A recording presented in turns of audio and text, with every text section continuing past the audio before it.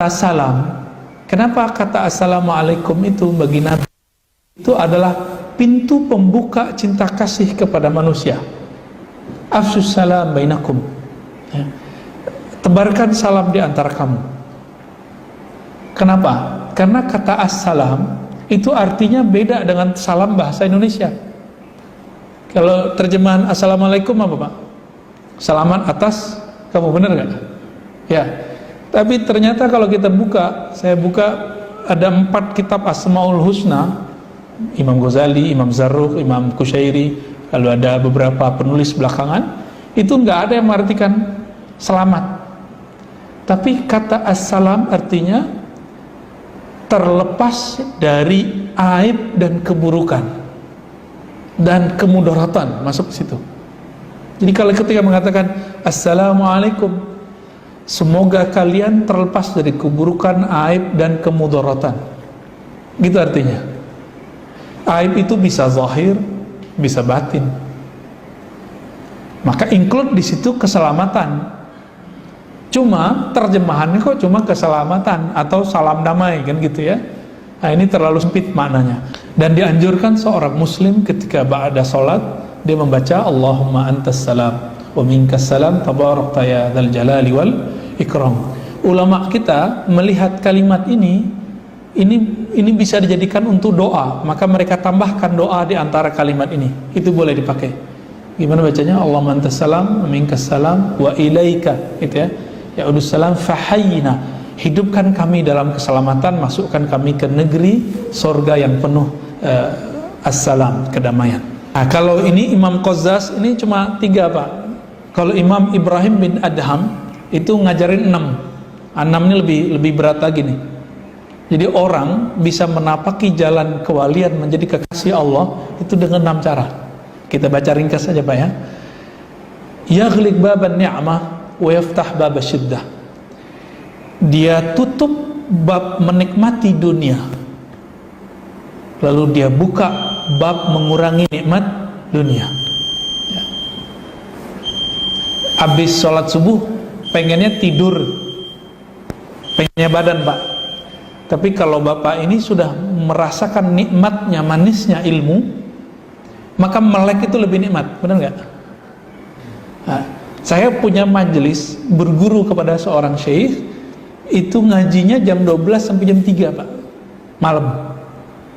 Jadi orang baru udah tidur semua, kita baru mulai ngaji.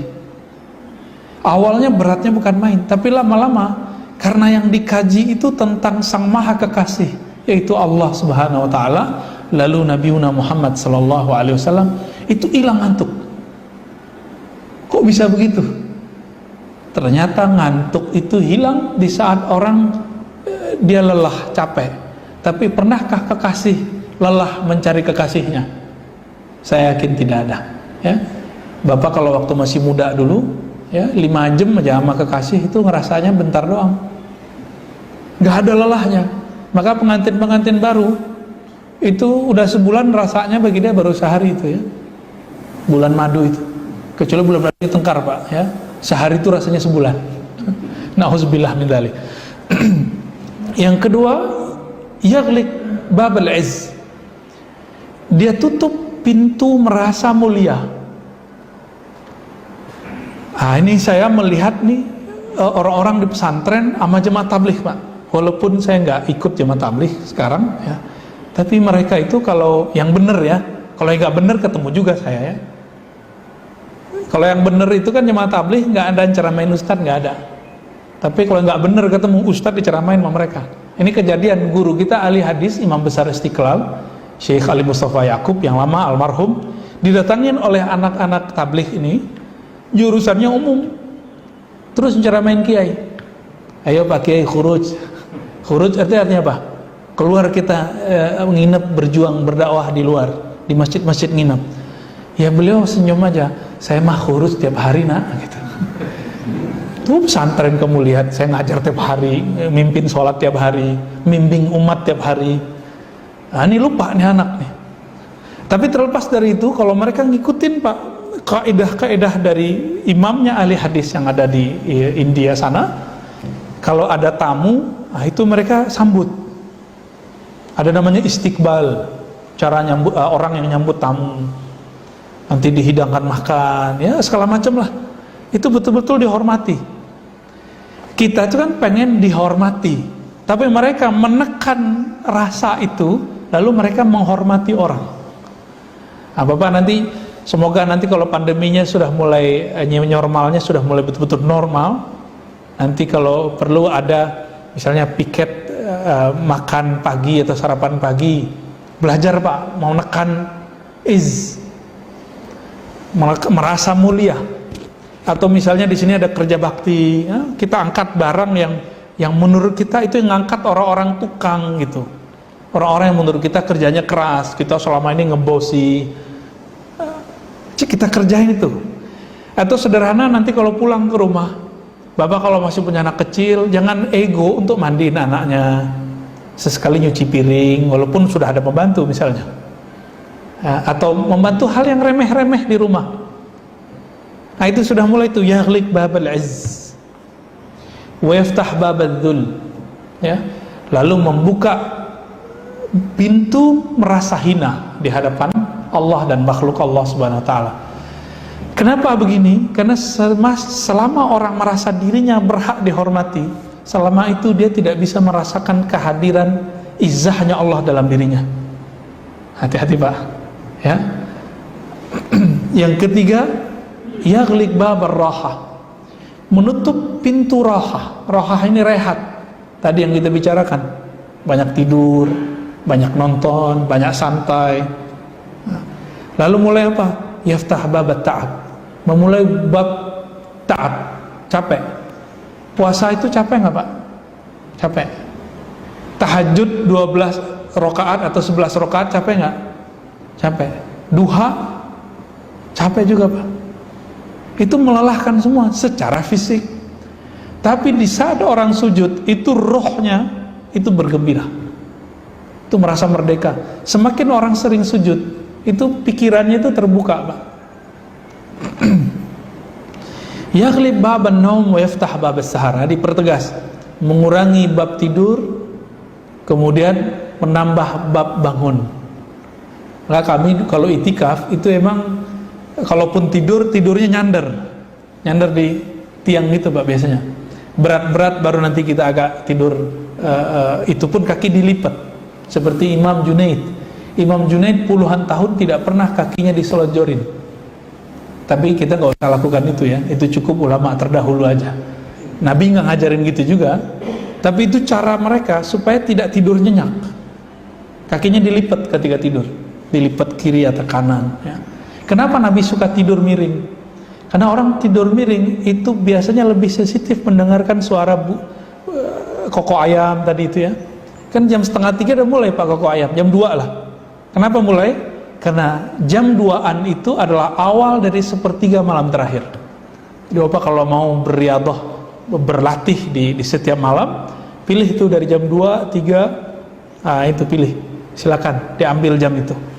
Hatta walau rubu' sa'ah, walaupun cuma 15 menit, walaupun cuma 5 menit bahkan, ambil Pak, sebagian aja ya. Bahasa kasarnya begini. Setiap malam itu dalam hadis Imam Bukhari disebutkan yanzilu Rabbuna, Allah turun. Nah, ini gak usah diartikan Allah turun secara fisik, karena Allah bukan fisik, hanya Allah yang tahu maknanya.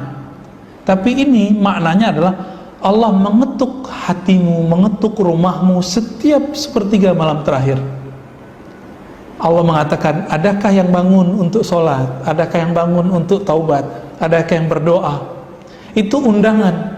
Jadi hadis qudsi ini hadis undangan untuk bangun setiap sepertiga malam terakhir. Bapak ini ngundang teman, diundang hari pertama nggak datang, besok diundang lagi nggak datang, ketiga nggak datang, keempat masih ngundang nggak? Nggak mau ya? Sama. Kira-kira Allah begitu. Allah lebih mulia dari itu. Kalau malam pertama nggak bangun, malam kedua nggak bangun, malam ketiga nggak bangun, dia malam keempat Allah biarin aja Pak. Jadi roh kita itu Allah balikan saat-saat itu, sesaat saja. Kemudian kita mau nggak menutup pintu tidur ini, walaupun cuma 15 menit. Nih saya mau tanya Pak, coba lihat kalau ada orang yang divonis oleh dokter sakit jantung, terus dokter bilang, kamu latihan ya, lari cepat setiap hari setengah jam. Dia jalanin nggak Pak? Dijalanin, kenapa? Pengen sehat jantung. Yang ngomong dokter fisik. Ini sekarang ngomong dokter kolbu Pak. Bapak mau sehat nggak kolbunya? Coba setengah jam atau 15 menit setiap malam itu menyebut nama Allah. Ya Rahman ya Rahim aja cukup. Ya Rahman ya Rahim, ya Rahman ya Rahim. Kalau Bapak ragu udah baca Bismillahirrahmanirrahim aja sebanyak-banyaknya. Ragu udah baca La ilaha illallah afdalu dzikri la ilaha illallah. Zikir paling afdal, paling tinggi itu La ilaha illallah. Udah itu ambil. Ambil ini zikir, dipakai. Walaupun ketiduran, amalin aja. Jadi ternyata tertidur dalam zikir itu anugerah. Tapi tertidur tidak mau zikir, ini musibah. Nggak ketiduran lagi zikir.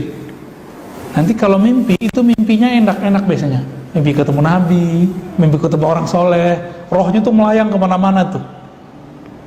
An-naum fi dzikr, ya, ni'matun. Tidur dalam berzikir, nikmat. Ya. Tapi jangan tertidur lagi sujud Pak ya. Sujud nggak balik-balik. Nah ini kejadian santri kita di pesantren ya. Yaftah bab, yaghliq babal ghina wa yaftah babal faqr. Menutup pintu merasa cukup dari bantuan Allah, lalu membuka pintu merasa fakir di hadapan Allah Subhanahu wa ta'ala. Ini ciri-ciri orangnya nanti suka doa. Maka banyak-banyak doa. Dan yang keenam ya kata beliau, yaghliq babal amali wa yaftah babal isti'adat. Menutup pintu angan-angan, mempersiapkan diri untuk pintu kematian. Jadi apa yang membuat kita takut mati Pak? Karena kita banyak berangan-angan tentang hidup panjang, tentang anak-anak, nanti anak saya gimana, nanti pasangan saya gimana, nanti pensiun saya gimana. Nah ini yang bikin orang stres nih. Namanya al-amal pakai hamzah. Bedanya dengan satu lagi pakai ain, al-amal pakai ain. Ya. Jadi apa yang kita lakukan? Gak usah banyak retorika, bersiap saja untuk menghadapi kematian. Ini kan kita nggak tahu Pak, hari ini masih duduk, siang nanti mungkin ada yang dijemput Allah, besok atau besok lagi, tahun depan, tahun berikutnya, kita nggak ada yang tahu. Kalaupun Allah ambil, semoga husnul khatimah ya, ditutup dengan tutup yang baik. Semoga ini bekal kita.